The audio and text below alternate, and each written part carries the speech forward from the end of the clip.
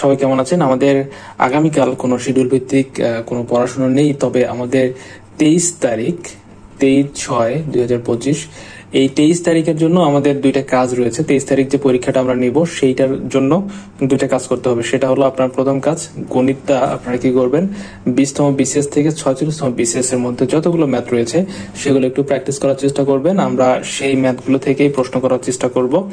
তারপরে দ্বিতীয় নম্বর যে কাজটা সেটা হলো আপনারা কি করবেন, বিজ্ঞান থেকে 20তম বিসিএস থেকে 46তম বিসিএস পর্যন্ত প্রশ্নগুলো পড়বেন এবং একই সাথে আপনারা কি করবেন, যে অপশনগুলো আপনার থাকে সেগুলো একটু ভালো করে দেখার চেষ্টা করবেন, যাতে কখনো পরীক্ষায় যদি অপশন থেকে আপনাদের প্রশ্ন আসে সেক্ষেত্রে যাতে আপনারা উত্তর করতে পারেন। আমি সেজন্যই বলছি আপনারা অপশনগুলো দেখে ব্যাখ্যা সহ, অবশ্যই আমি এটা বারবার বলি যে আপনারা কি করবেন, ব্যাখ্যা সহ পড়বেন।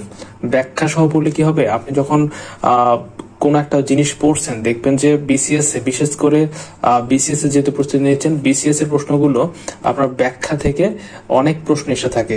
আপনি যদি বিগত সালের প্রশ্নগুলো অ্যানালাইসিস করে দেখেন, দেখবেন যে আপনার অনেক সময় অপশন থেকে প্রশ্ন এসেছে এবং একই সাথে ব্যাখ্যা থেকে প্রশ্ন এসেছে।